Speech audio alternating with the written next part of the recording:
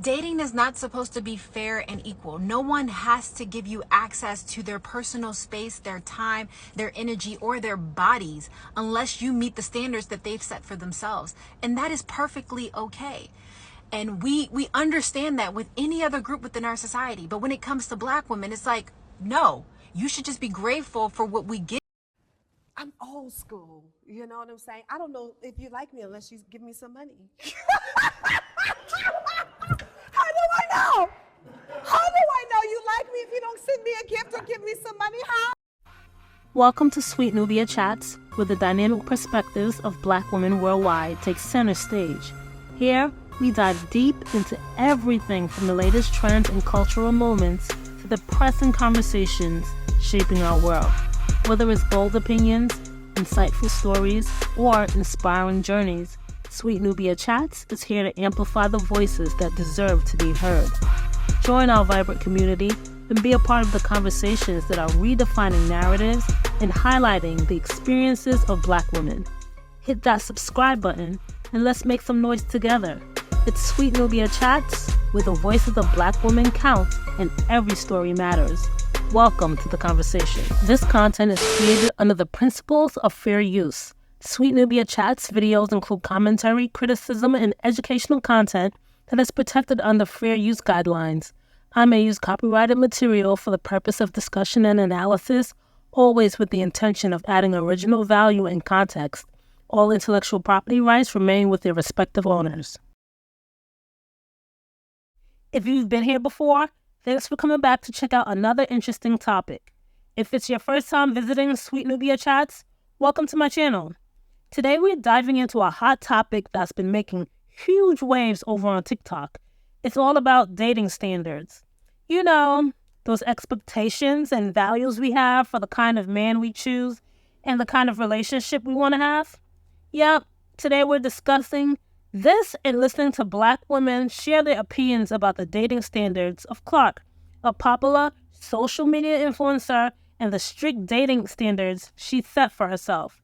Some have celebrated Clark's rigid standards, while others have pushed back on her refusal to accept less than she believes she deserves. Black women heard the call and gathered to express their own feelings regarding what we deserve when dating, how society responds, and the difference it all makes. Stick around because we're about to get very real about what it means to date with purpose, self-respect, and confidence. But first, let's see what Clark has to say about her preferences and standards. Someone asked me recently what my thoughts were on dating outside of my social class, and I answered that I would quite literally never do that, and here's why. For the purpose of this question, I took social class to sort of mean like socioeconomic class, so my economic status, maybe around how much money I make, the social status, like perhaps the caliber of school that I went to and the spaces that I found myself in as a result, and the people I found myself surrounded by. And then also like the lifestyle I've created for myself that's a combination of like the economic status and the school and the spaces and all of that. I think you guys get how that fits together. It's important to note that I did not grow up with a lot of money. My father went to prison when I was 4 years old. During that time and all the time after, like my mom has been a public school teacher, so they don't make a lot of money. When we first moved to Atlanta, we lived in a 2-bedroom apartment with 7 people sharing 1 bathroom. Like I literally shared the bottom bunk of a bunk bed with my second oldest brother, and then my oldest brother and my sister-in-law were on the top bunk of that bed. Okay, we were not a Jack and Jill family, okay? Money was not, we didn't have a lot of it. So knowing my circumstances, when I was like 12 years old, I made this vision board for myself. My mom actually found recently in her storage unit. I had basically carved out my entire life, like what I was gonna do in high school to make sure I could get into an Ivy League college, and what I was gonna do at that college to make sure I could get into a certain law school or buy a certain car and have a certain apartment or home. Like all of these things I had planned out, and I knew that because my family didn't have the same financial resources someone else's did or access to certain people to get me into doors, I had to open them myself. So that's what I did. I created an insane amount of opportunities for myself by literally putting my blood, sweat, and tears into everything I did. From the time that I was 12 years old until now, like 23, I was so intentional about every decision I made, whether it was not dating in high school or not drinking or prioritizing school or trying to get different scholarships. I did everything in my power to make sure that the life I was creating for myself while I was kind of stepping into the autonomy that I would have as a young adult, even as a teenager going into a young adult, being able to create the life I want to, that I was doing everything in my power to have something different than what I had growing up. And of course, I didn't have to do this. I didn't have to stay up all night applying to scholarships to earn over $500,000 to go to college. I didn't have to apply to Columbia and do all the things that is required to get into a school like that. But I wanted to, because I wanted to have a certain life. Even when it comes to content, when I started making content, I was taking 19 credit hours. I was working 3 days a week in office at my internship, but then I was also working with a tech startup virtually. And then I also started doing content, and it was probably one of the hardest times in my life. But again, I knew that I wanted to set myself up for greatness, and that is what was required. So knowing that, understanding how much work I put into the person that I wanted to be and the life I wanted to have feels so unfair to me now, and also to my younger self, who was just so forward thinking and like put so many things on the back burner to prioritize the life that I would have right now. For me to date someone who cannot give me the life that I've always wanted, like they can't match it. I don't even need you to give it to me because I've already gotten it for myself. But if you can't be right there with me, it's not fair to me to lower my standards or accept certain things that I knew I never wanted to, which is why I work so hard on myself just so that I can be with you. And it is not lost on me the fact that a lot of guys my age are just not going to have what I have, because I'm in a very unique position to make an insane amount of money for someone my age. And that's where the other part of the socioeconomic status comes in. I need to at least see that you have worked as hard as I have to put yourself into certain spaces, to open up certain doors for yourself, to go to certain schools or whatever it is, because you have this intrinsic ambition and drive, because you know that you also have your eyes set on the sort of lifestyle that I do, and that is what you're actively working towards every day. Not having that does not make you a bum. It doesn't make you undesirable. It doesn't make you an unattractive man or anything. It just makes you incompatible with me and the lifestyle that I want to have. I appreciate the drive that I have and the confidence that has been instilled in me because of all the things I've been able to do for myself, and I really appreciate that in other potential partners as well. So if I'm really considering like seriously dating someone, not just like a casual date, whatever, this is something that is a requirement for me. It's not like oh, I hope, or maybe I will. I've tried it before. I'm not doing it. This is what I require, and I don't think it's a lot to ask.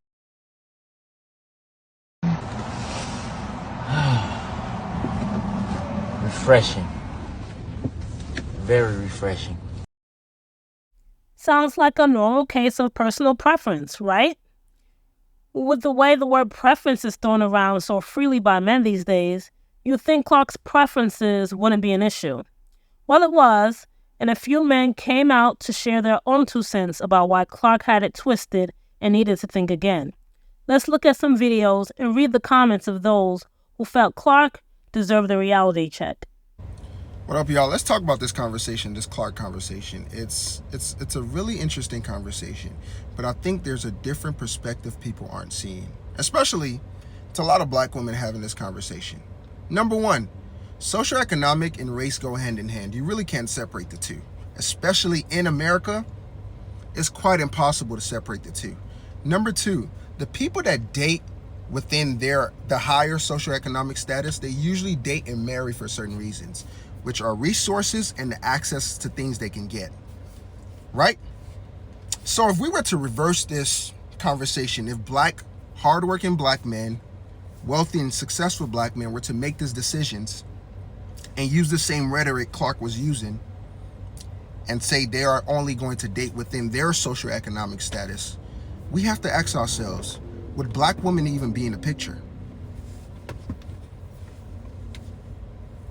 I gotta ask that question again. Would black women be in the picture? I really need us to sit and think about that, because that's the problem I'm having with this conversation. Ladies, when a man is making great money, he's the sole provider and he takes care of you and your children, if you have any, or takes care of the children, period, that's seen as a good thing, right? But ladies, if you are the sole provider and your man doesn't make as much as you, that's seen as dating down. And y'all love to say, I can't find nobody on my level. And that may be true, but what if that man couldn't find nobody on his level? That maybe that's why he's with you, because he couldn't find anybody on his level. How come that's not seen as the same dating down or settling? That rich dude could go all the way down and find a girl who works at Burger King, and that's a great thing. But if you find somebody who doesn't make as much money as you, he don't even have to be broke. He could just not have as much as you. He can be completely self-sufficient, have his shit together. He just doesn't have as much as you. And that's seen as settling or dating. As a man, I think this is an unfair comparison / argument. You're also only 23. With time comes experience. Revisit this video when you are 30 and in a voided relationship with a billionaire or single. We are so cooked. I also grew up not wealthy and worked my ass off to go to Yale, but this mindset is insane to me. Continue prioritizing wealth over real emotional fulfillment, though. Imagine if successful men thought like this. 90% of women would be disqualified.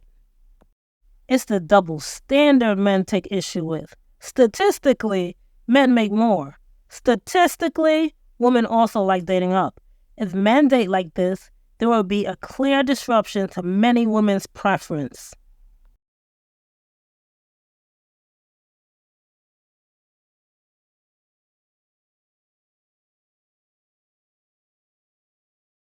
I guess having a preference doesn't apply when a woman has her own dating standards. Crazy how that works, ain't it? I'll give my final thoughts at the end. Before I do, watch these reaction videos of Black women adding to the conversation. Dating down.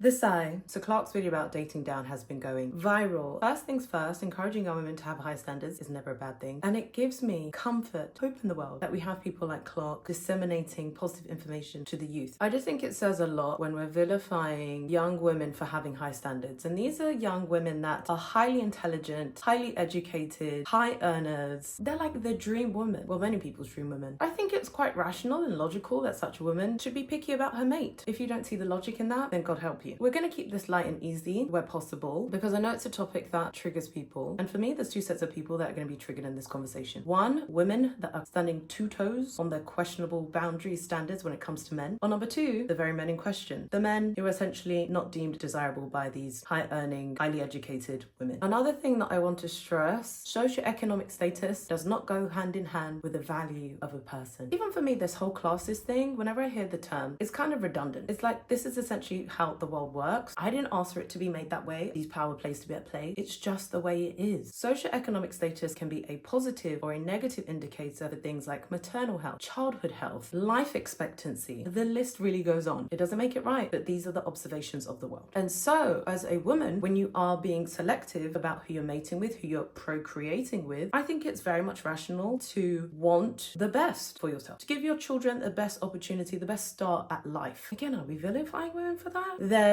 an overemphasis on my heart, my feelings, love, all very important, don't get it twisted. However, it reminds me of that Love is Blind episode where one of the contestants was basically saying, oh, my head is saying one thing, but my heart is saying another. Women, and it is typically women, if I'm being honest with you, use emotions to legitimize stupid decisions. All I know is that men tend to think with their heads, not their hearts. And it gets them very far. And really, this just ties into a wider conversation of standards when it comes to mating and procreating. For some people, the quickest, relatively accurate, strongest indicator is socioeconomic class. It's not the absolute. There's obviously other considerations to bear in mind, such as character. To be honest with you, there's so much that I could say on this topic, but I'm going to keep my mouth closed. The amount of men that get on this app and get on podcast microphones daily screaming about they want an exotic this and exotic that. Don't mind you, the exotic could just be a light and curly from Bushwick, honey. Y'all truly expect me to believe that everybody is upset with this girl for saying that she wants to date in her own socioeconomic or educational class? If we all have choice, if we all have free reign, if we all get to voice our opinions about what we want and don't want on a daily basis, what is the issue with this girl's personal choice? How does that affect you personally? If you want to date down, honey, if you want to take Tyler Perry's advice and speak to Mr. Plumberman, nobody's going to judge you on that. I think everybody should do what works best for them. What we shouldn't do is try to shame people or judge people for their choices that work best for them in their life. I think it's water rolling off of this girl's back because she has it together, and I doubt she's paying attention to it anyways, but that's just my 2 cents. Let that lady do what works for her, and you do what works best for you. I think it's pretty obvious that my expectations are high. I would go even so far as to say that you don't even have to have a conversation with me to know that. The way that I carry myself and what I do and don't tolerate speaks for itself, I'll be honest. In life, I don't really settle for less. I went to the best schools, I take care of myself, I do pretty well for myself, and that's because I want the best for myself. And that's in life, but that also goes in love too. I want the absolute best for myself. I would never force, ever, okay? I would never force someone who doesn't align with like my expectations into that box. In other words, I would never sit there and tell someone how to treat me, especially when it comes to the bare minimum. Like, I'm just simply not gonna do that. And so I think that the beautiful part about searching for a partner that's compatible with you is that you want who they are as a person in their natural state to blend and work really well with who you are in your natural state. And so how does this go back to me playing dumb? For example, if someone isn't naturally a giver, I'm absolutely not gonna sit here and list, you should be doing this, you should be doing this, you should be getting me flowers, you should be taking me on dates, you should be doing, I'm not doing that. Similarly, if your love language is not action-based, I'm not gonna sit here and ask you why you should or shouldn't have helped me out in this situation without me having to ask. Like, I'm just not doing that. And I'm not sitting here saying that communication is not important, but I think people think that they can over communicate themselves into compatibility. And you can't, because if someone just simply isn't understanding that they need to treat you a certain way, it gets to a point where you really can't communicate yourself into that. I'll be honest. Especially the older we get, people are just who they are. And of course, there are certain things that you can communicate, but I just think that there are certain things that I'm just not really interested in teaching someone how to be. I feel like people honestly need to understand that for the right girl, men will do anything. For the right girl, they'll literally become someone who they thought they would never be. And that's like, I feel like that's their natural inclination. So if they're not doing it for you, baby, I got news for you. Be honest. So the way I go about dating is really to honestly just sit back, relax, and watch how you handle me. I have high expectations, absolutely, but I'm, of course, like someone who really likes me is gonna, do what they want to do, which should be the absolute most. Clark said, I am very successful. I'm doing very well in my life. I want a man to match my fly. I want a man to match it. And there's nothing wrong with that because that's what she wants. Even though at 22, I believe she's 22, 23, sis is very up there. She is high. Even with education and money, she's doing very well for herself. So there is a dating pool that she is, I'm pretty sure, aware of that she fits in. Like, that is where she's at and she is okay with it. Let her be okay with it. I personally do not believe that you should be dating down. A lot of the women I know are so successful. They're running their own businesses. Half of you guys are entrepreneurs. You do crazy shit. And I feel like we should not be made to feel like we have to accept a person who does not also have those same values, like those same ethics in life. Like they're a go-getter. They want to stand up and do things for themselves and they value their education. I want my child, if I do have one, to go to a Russell Group institution or Ivy League. Like, education is very, very important to me. My mom has always drilled that into me, and I grew up in a single parent home. That was in many ways like the way to elevate yourself, like get a good education. Even now, going to LSE has actually helped me so much in my career. So I just feel like I would want another partner that understands the importance of like really, really, really trying your best and going to somewhere where you feel like you're gonna maximize your potential in life. And Clark was saying, like, even when she was a child, she knew exactly what she wanted, and I was exactly the same. Even when I was younger, I was always creative. I was always starting a business. I was always doing stuff for myself. I used to do people's hair in the playground. Like, I really have always been a go-getter, and I would definitely not be with someone who did not have those same attributes. Like my current partner now, when we met, he was a trainee lawyer, and I've literally been with him through his qualification and as he worked at one of the best law firms in the world. So like, my partner also knows, understands, and values what it means to work very hard and to essentially like put yourself in the best position you possibly can. And yeah, I agree. I don't think that you need to date down. Sis, we're just getting started. But before we check out more videos, I can't forget to share with you my Suite Nubia online store. Visit www.etsy.com/shop/Suite Nubia. It's where we celebrate the beauty, style, and the dynamic nature of Black women through an exquisite collection of art prints you can hang on your home or office walls. Suite Nubia is more than just art prints. They're a statement of pride, culture, individuality, and visually stunning pieces that capture the essence of Black femininity.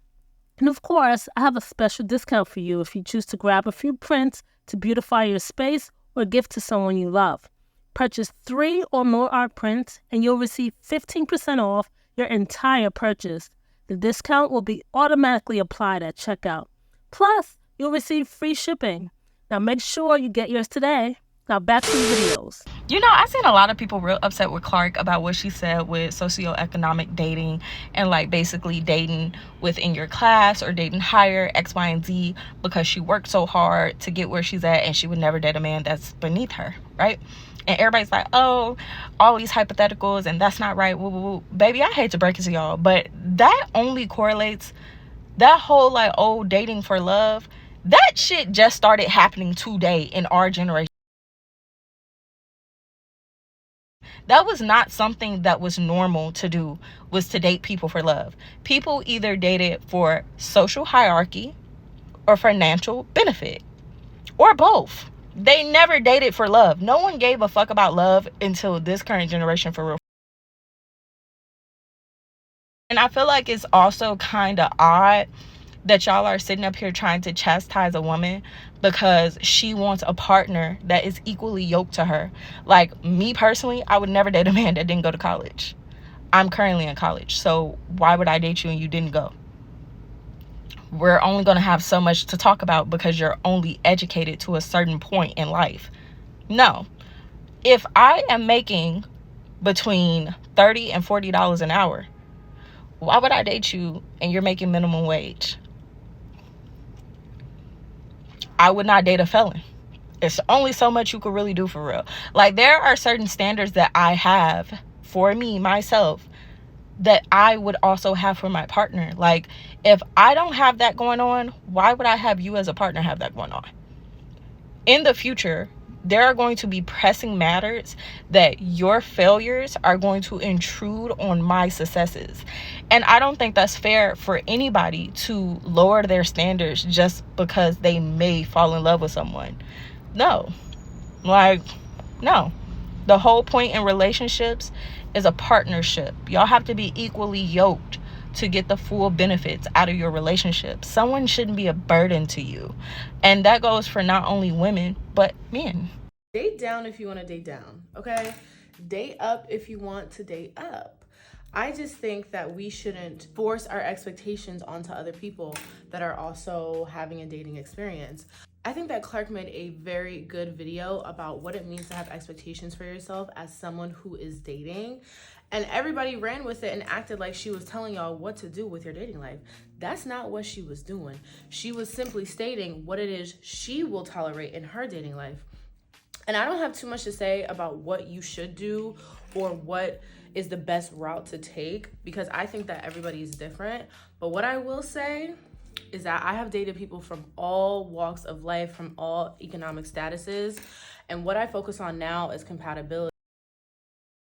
And that is what Clark was talking about. She was talking about compatibility. And for her, compatibility looks like being on the same educational playing field, being on the same financial playing field.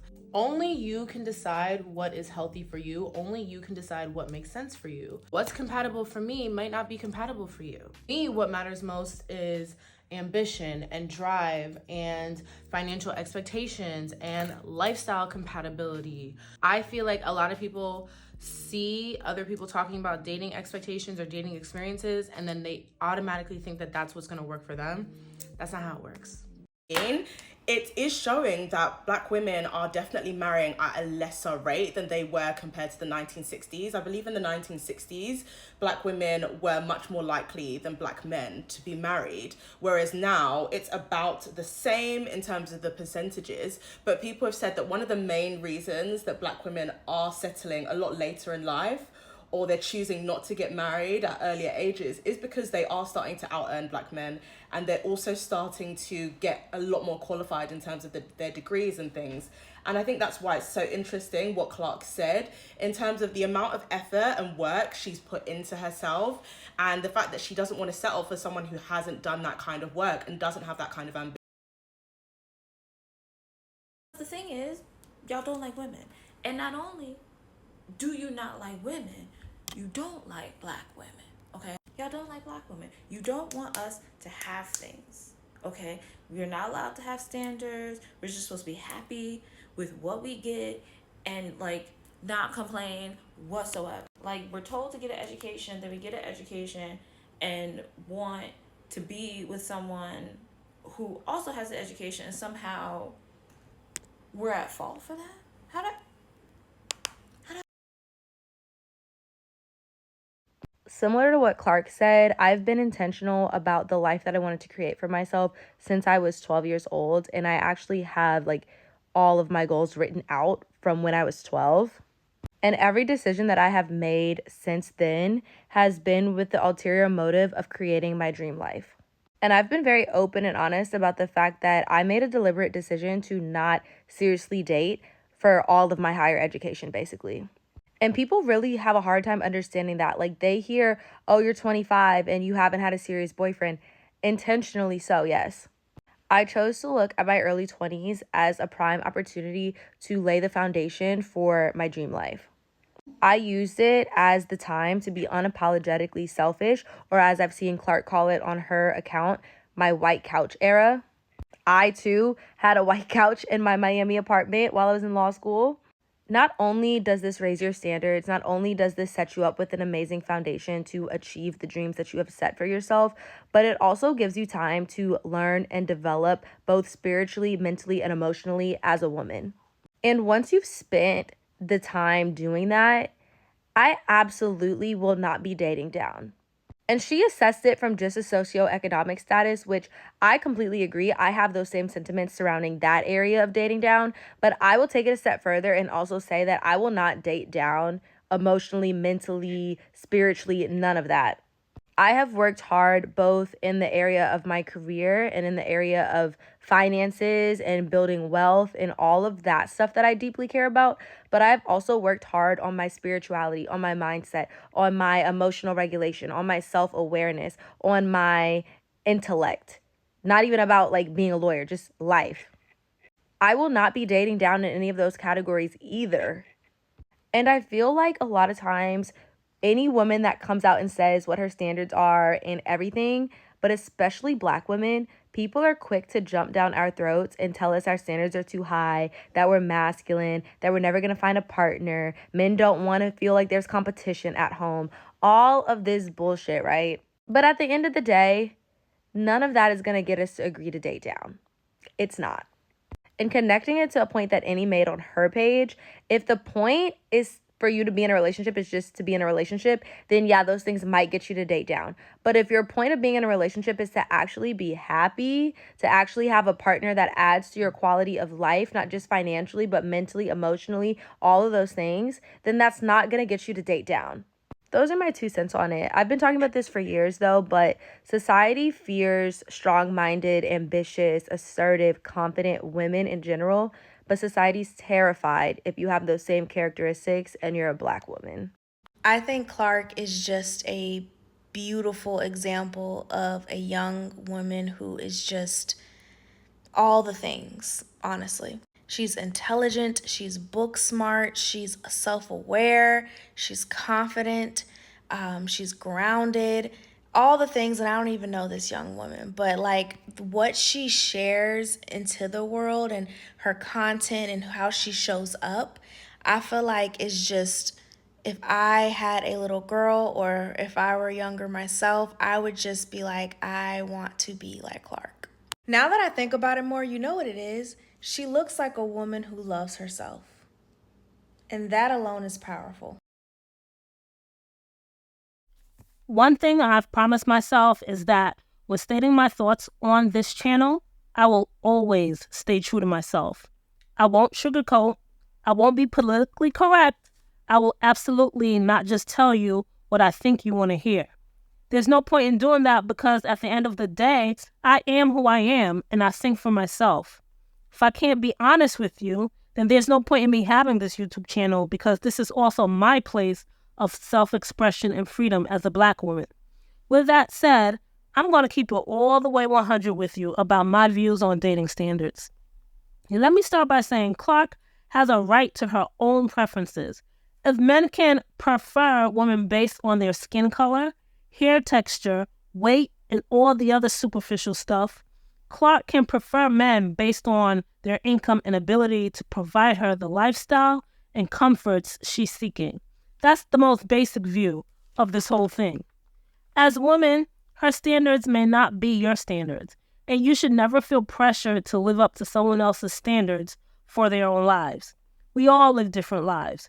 Your strength lies in being smart enough to do what you know is best for you. One thing you don't want to do is miss your blessing because you were more concerned with being a follower than you were with trusting God and seeking wisdom from Him. This leads me to my next point. Go with God. If you desire genuine love, a solid relationship, a bond that is unbreakable, choose with wisdom. And wisdom you can only get from God. So often we think we have all the answers and we have everything figured out. But you never know when the answer to your prayers might show up in a package that doesn't look the way you expected. I'm not encouraging you to settle for any piece of man that blinks in your direction. But what I am saying is that when you decide to date a man or marry a man, you are entering a relationship with the man and not his money. It's a blessing to be with a man who's financially successful. But if he has poor character, a bad attitude, and bad habits, the exchange is not worth your sanity. If he wines and dines you, but can't be trusted, is a poor communicator, and treats you like a possession instead of a partner, the amount of money he has won't matter in the end. Character, morals, values, respect, and all those other good things should be at the top of the priority list. When choosing a man to spend your life with, it's the best way to avoid a life full of misery and problems. Also, let's not forget, if we're all out here searching for the perfect people who have it all together 100% of the time, we might as well stay single. No one will ever be all that you need them to be when you need them to be it. But the perfect person for you will provide the things you need and want in a multitude of ways. They will get up every day with the willingness to show and prove that they will do what they have to do for you emotionally, mentally, spiritually, and financially. They will water you to make sure you will never wither. They will plant seeds and tend to your garden consistently to bring growth and beauty to your life. God has been in the business of arranging these types of relationships from the beginning of time. You will lack nothing if He chooses for you. Abundance doesn't always show up the way you expect it. Let me say that again. Abundance doesn't always show up the way you expect it. You deserve the best in every aspect of your life. You don't have to settle for scraps or shortchange yourself. But with wisdom in your back pocket, you will always avoid making choices that don't nourish your soul or bless your life. You don't have to be anyone's mule or doormat to have companionship or a ring. Self-love, self-respect, and wisdom are natural repellents to anyone who doesn't add value to your life. When those three things are standard in your daily life, the right man for you will naturally rise to meet you where you are. Thank you so much for watching Suite Nubia Chats. Please like, share, subscribe, and turn on your notification bell to be alerted when my next video drops. See you later.